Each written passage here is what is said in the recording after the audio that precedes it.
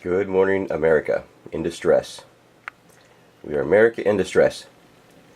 And there's a lot of things going on right now. It's all fakery. Of course, the debt vote, and then right after the debt vote, the stock market, it rolls right in. It keeps rolling. It's like a ball rolling down the hill. It goes in from one soap opera. It's the same soap opera, just to the next phase. Gets the people interested, gets the TV going, and that's all they talk about. They throw a little tidbits of real news here and there, but not much, and not much discussion is on the real news. It's all on the Wall Street. Well, this is history repeating itself. It's the greedy rich who want to get rich again. The little player in the stock market is going to lose everything. I know people from the 2008 crash that lost everything. People that were actually at one time pretty well off, and they have lost everything. They're like living on dog food. And most of it was because of the GM stock. Now, something I want to mention about GM is, no one's mentioning, of course, is that when America, the big news was GM gave the money back and all this other crap to the feds, and they really didn't. They gave the preferred stock. They didn't give not one penny. It was all this preferred stock bullshit. And GM stock is now like down at least $10. It's maybe more. So America, again, lost on that deal. And they're going to lose big time on that deal if that stock goes to zero again, because they gave us like $7 or $8 billion worth of preferred stock that's now worth $10 less a share than it was when they gave it to them. Obama was saying we're going to wait for it to go up to like $64 and we're going to sell it and make some money. And of course the money they made would be counted as money GM paid back. Well, it looks like we're going to lose on that deal, people. I haven't seen that in the news. Okay, American in distress. There's a lot of news out there. I can't even go over it. That stuff they're not keeping in the news here. And the government's 2.5 trillion debt to Social Security is the real reason that politicians want to cut the benefits.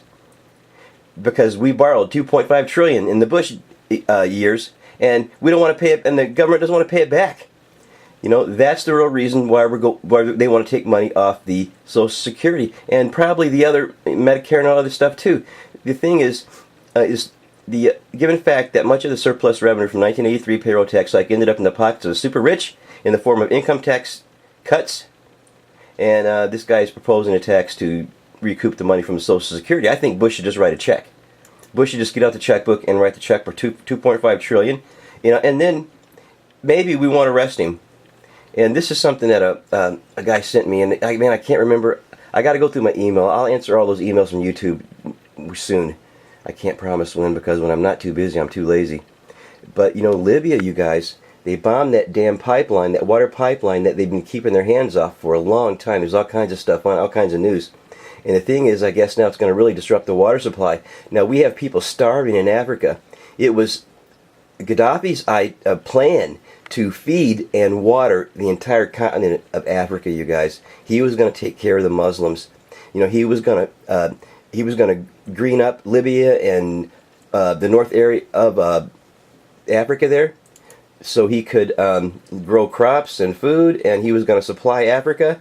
And now we just started to bomb the hell out of the guy, and now Africa's starving, and it's a big catastrophe that we have to pay for again. This is just such crap, man.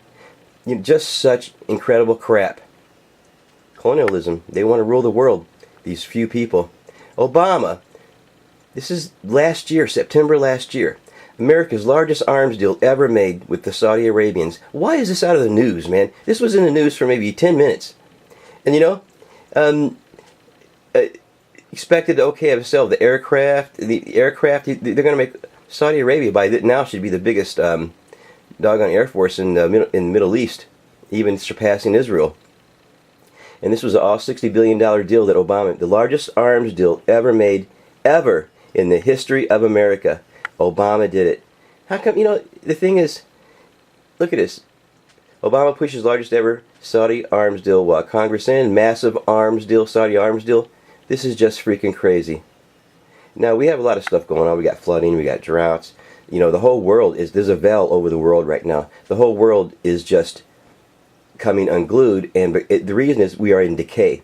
If you go out, turn off the TV for goddamn 10 minutes, go out and look at the grass, the trees, the land outside your house.